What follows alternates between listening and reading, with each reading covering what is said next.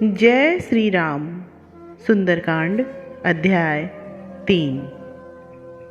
अब रावण की सभा में पहुंचने पर हनुमान जी उससे कहते हैं, हे रावण, यदि भगवान राम युद्ध में कुपित हो गए तो ऐसा सामर्थ्यवान कौन देवता या असुर है जो उनके काल के दांतों से भी पैने बाणों को सहन कर सके। तुमने अपने तपोबल, बाहुबल और स्नेह बल से शिव और ब्रह्मा जी को भी अच्छी तरह संतुष्ट किया है। अब उसके फलस्वरूप तथा अपने ही पोषित किए राज समाज, पुत्र पौत्र आदि तथा सेवकों को स्वयं ही नष्ट न करो। राजा जनक रूप शाह ने तीनों लोकों के सूरवीरों को एकत्रित कर उनके बलों को पिनाक रूप तराजू से अच्छी तरह तौल किया था, किंतु वहां भगवान राम के सामने परशुराम जैसे सूर शिरोमणि भी एक क्षण में खेत के धोखे बन गए।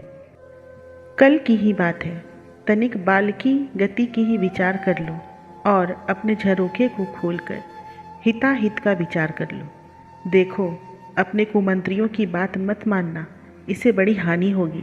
अपने चित्त में इन्हें त्रिदोषग्रस्त समझो। अहो, जिनकी कृपा से पूर्व पुरुषों ने जगत में जन्म लेकर समुद्रों को रचा, खोदा और शोषण भी किया, यदि उन प्रभु को तुमने न पहचाना तो तुम्हारे 20 नेत्र घर के झरोखे के समान ही है। रावण, यदि मैं प्रभु की आज्ञा लेकर आता तो इसी रीस में तुम्हारे सहित संपूर्ण राक्षस सेना का संहार कर डालता।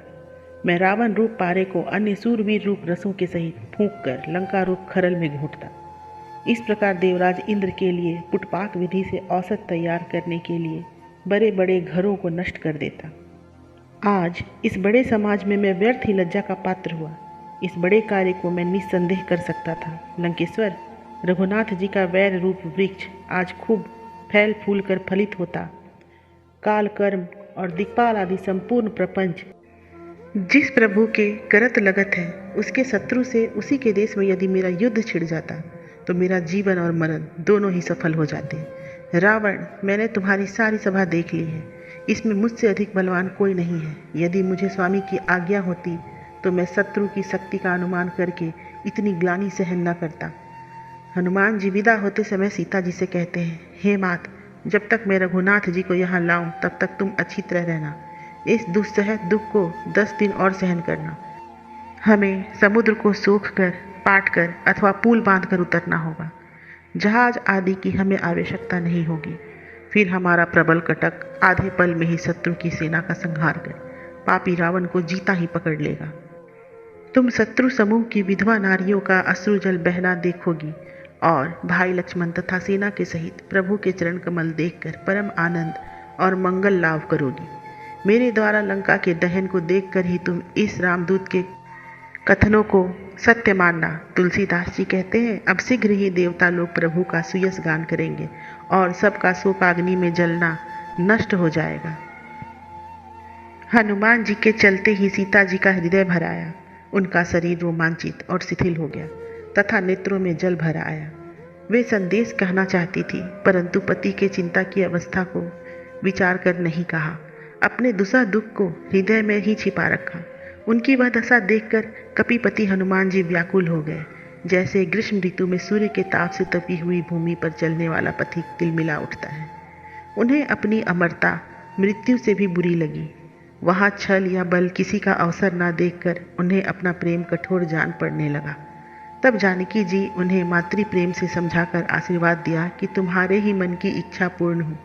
फिर हनुमान जी ने करुणा, कोप, लज्जा और भय से भरे हुए वहाँ से प्रस्थान किया और चुपचाप सीता जी के चरण कमलों में सिर नवाया।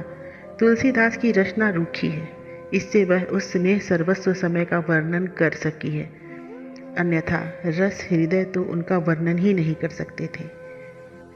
इस समय लक्ष्मण जी किष्किंधापुरी गए हुए हैं। वहाँ हनुमान जी के लौटने का समाचार पाकर भगवान राम के पास आकर कहने लगे, रघुनाथ जी, देखिए हनुमान जी आ गए हैं। इन्होंने रावण के नगर में खूब फाग खेला है।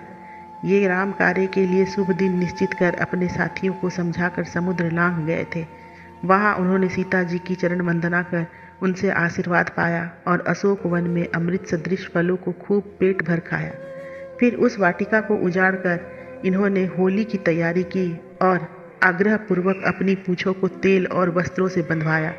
उस समय लोग ढोल बजाते इनके संग हो लिए तब इन्होंने चारों ओर आग लगा दी। उस अग्नि में इन्होंने राक्षस रूप आखत अर्थात नवीन अन्न हवन किए। उनकी लपेट उठी देखकर देवताओं के विमान भी भड़बड़ाकर भाग गए। उस समय आकाश में बड़ा कौतूहल और लंका में घोर विलाप होने लगा। पापी के पाप अंत में उनको जलाते ही हैं। देवता लोग हनुमान जी की गर्जना सुन बारंबार फूल बरसाते थे और इनकी पूंछ की प्रशंसा करते थे। इस प्रकार संपूर्ण लोकों में मंगल की धूम मचा। नगर को भस्म कर समुद्र में पूंछ बुझाई और जानकी को धैर्य बंधा अपने प्रताप को पुष्ट किया। अतः शत्रुओं के दर्प को दलित करने वाले पवन नंदन हनुमान जी की जय हो। इस समय इनके साथी वानर क्रीड़ा करते हुए नाच कूद रहे हैं और आनंद मग्न होकर मधुवन में मधु पी रहे हैं।